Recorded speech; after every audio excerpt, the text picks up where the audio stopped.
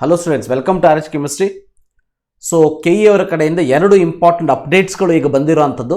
ತಮಗೆಲ್ಲರೂ ಗೊತ್ತಿರೋ ಹಾಗೆ ನಾನು ಹಿಂದಿನ ವಿಡಿಯೋದಲ್ಲೂ ಕೂಡ ಹೇಳಿದ್ದೆ, 30ನೇ ತಾರೀಕು ನಿಮ್ಮ ರಿಸಲ್ಟನ್ನು ಅನೌನ್ಸ್ ಮಾಡ್ತೀನಿ ಅಂತೇಳಿ higher education minister Shri Ashwath Narayan ಅವರು ತಮ್ಮ ಟ್ವಿಟರ್ ಪೇಜಲ್ಲಿ ಅನೌನ್ಸ್ ಮಾಡಿದ್ದಾರೆ.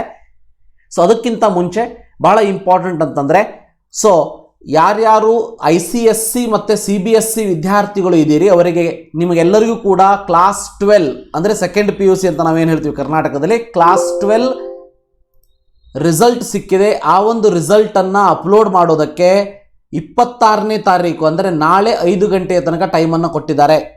ICSC ಮತ್ತು CBSE ಸ್ಟೂಡೆಂಟ್ಸ್ಗಳಿಗೆ ನಾಳೆ 5 ಗಂಟೆಯ ತನಕ ಟೈಮನ್ನು ಕೊಟ್ಟಿದ್ದಾರೆ. ಸೊ ಅದಕ್ಕಿಂತ ಮುಂಚೆ ಇದನ್ನು ಅಪ್ಡೇಟ್ ಮಾಡಿಬಿಡಿ. ಮಾಡಿಲ್ಲ ಅಂದರೆ ನಿಮ್ಮ ರಿಸಲ್ಟ್ ಅನೌನ್ಸ್ ಆಗೋದಿಲ್ಲ, Kcet ರಿಸಲ್ಟ್ ಅನೌನ್ಸ್ ಆಗೋದಿಲ್ಲ, ಗೊತ್ತಿರಲಿ. ಇದರ ಜೊತೆಗೆ ಯಾರ್ಯಾರು ಮಾಡಿಲ್ಲ ಅಷ್ಟೇ ಜನ ಮಾಡಬೇಕು. ಮಾಡೋದಕ್ಕೆ ಏನು ಮಾಡಬೇಕು, ಇಲ್ಲಿ ಕೆಳಗಡೆ ನೋಡ್ಬೋದು UGC 2020 ಅಂಕಗಳ ದಾಖಲಾತಿ ಲಿಂಕ್ ಅಂತ ಇದೆ, ಅದನ್ನು ಕ್ಲಿಕ್ ಮಾಡಿ. ಸೊ ಅದನ್ನು ಅಲ್ಲಿ ಏನು ಕೇಳ್ತಾರೆ ಅದನ್ನು ಮುಂದುವರಿರಿ. ಇದರ ಜೊತೆಗೆ ಯಾರ್ಯಾರು ತಮ್ಮ ಅರ್ಜಿಯಲ್ಲಿ ನಮೂದಿಸಿರುವಂತಹ ಮಾಹಿತಿಗಳನ್ನು ತಿದ್ದುಪಡಿ ಮಾಡ್ಕೋಬೇಕು ಅಂತ ಅಂದ್ಕೊಂಡಿದ್ದೀರಿ, ತಿದ್ದುಪಡಿ ಮಾಡ್ಕೊಳ್ಳೋದಕ್ಕೆ ನಾಳೆ 27ನೇ ತಾರೀಕು ನಾಡಿದ್ದು 5 ಗಂಟೆಯ ತನಕ ಟೈಮನ್ನು ಕೊಡಲಾಗಿದೆ.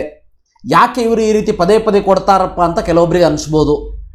ಆದರೆ ಗೊತ್ತಿರಲಿ, ಇಷ್ಟೆಲ್ಲ ಹೇಳಿದ ಮೇಲೂ ಕೂಡ ಒಂದಷ್ಟು ವಿದ್ಯಾರ್ಥಿಗಳು ತಾವು ರೂರಲ್ ಅಂತ ಗೊತ್ತಿದ್ದು ಕೂಡ ರೂರಲ್ ಹಾಕದೇನೆ ಅವರಿಗೆ ಸಿಗುವಂತಹ ಒಂದು ಕ್ಲೇಮನ್ನು ಅವರು ಪಡ್ಕೊಳ್ಳೋದಕ್ಕೆ ಸಾಧ್ಯ ಆಗದೆ ಇರ್ತದೆ. ಕನ್ನಡ ಮೀಡಿಯಂ ಇದ್ದೂ ಕೂಡ ಕನ್ನಡ ಮೀಡಿಯಂ ಅಂತ ಹಾಕದೇನೆ ತಪ್ಪು ಮಾಡ್ತಾರೆ. ಅಂಥವರಿಗೆ ಹೆಲ್ಪ್ ಆಗಲಿ ಅಂಥೇಳಿ KE ಅವರು ಪದೇ ಪದೇ ಪದೇ ಪದೇ ಅವಕಾಶವನ್ನು ಕೊಡ್ತಾ ಇರ್ತಾರೆ. ಈ ಒಂದು ಅವಕಾಶವನ್ನು ಸದುಪಯೋಗ ಪಡಿಸ್ಕೊಳ್ಳಿ.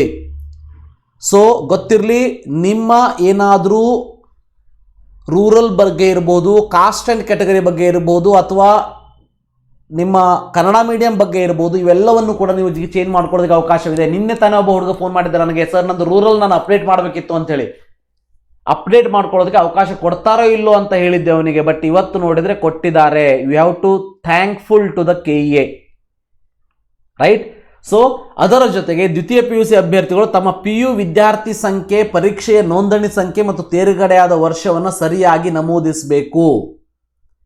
ಗೊತ್ತಿರಲಿ, PUC ಅಭ್ಯರ್ಥಿಗಳು ಯಾರ್ಯಾರು ಸೆಕೆಂಡ್ PUC ಪಾಸ್ ಆಗಿದ್ರೆ ಅವರು PU ವಿದ್ಯಾರ್ಥಿ ಸಂಖ್ಯೆ, PU ಸ್ಟೂಡೆಂಟ್ ನಂಬರ್ ಅಂತ ಏನಿದೆ 2021 JJ ಅಂಥೇಳಿ ಅದನ್ನು ಮತ್ತು ಪರೀಕ್ಷೆಯ ನೋಂದಣಿ ಸಂಖ್ಯೆಯನ್ನು ನೀವು ನಮೂದನೆ ಮಾಡಬೇಕಾಗ್ತದೆ.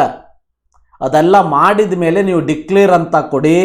ಸೊ ಡಿಕ್ಲೇರ್ ಅಂತ ಕೊಟ್ಟ ಮೇಲೆ ಗೊತ್ತಿರಲಿ, ಫೈನಲ್ ಎಡಿಟೆಡ್ ಕಾಪಿಯನ್ನು ಡೌನ್ಲೋಡ್ ಮಾಡಿಕೊಂಡು ಪ್ರಿಂಟೌಟ್ ತೊಗೊಳ್ಳಿ. ಫೈನಲ್ ಎಡಿಟೆಡ್ ಕಾಪಿಯನ್ನು ಡೌನ್ಲೋಡ್ ಮಾಡಿಕೊಂಡು ಪ್ರಿಂಟೌಟ್ ತೊಗೊಳ್ಳಿ. Very very important. ಸೊ ಇದಿಷ್ಟು ಇವೆರಡು ಇಂಪಾರ್ಟೆಂಟ್ ಅಪ್ಡೇಟ್ಸ್. ಒಂದು, ನೀವೇನಾದರೂ ತಿದ್ದುಪಡಿ ಮಾಡ್ಕೊಳ್ಳೋದಕ್ಕೆ ಅವಕಾಶವನ್ನು ಮಾಡಿಕೊಟ್ಟಿದ್ದಾರೆ. ಅದರ ಜೊತೆಗೆ 26ನೇ ತಾರೀಕು ನಾಳೆ ಸಂಜೆ 5 ಗಂಟೆಯ ತನಕ CBSE ಮತ್ತು ICSE ವಿದ್ಯಾರ್ಥಿಗಳಿಗೆ ಮಾರ್ಕ್ಸನ್ನು ಫಿಲ್ ಮಾಡೋದಕ್ಕೆ ಟೈಮನ್ನು ಕೊಟ್ಟಿದ್ದಾರೆ. ಮಾಡಿಬಿಡಿ. 30ನೇ ತಾರೀಕಿಗೆ ನಿಮ್ಮ ರಿಸಲ್ಟ್ ಬರ್ತದೆ. Thank you. All the best. Have a nice day.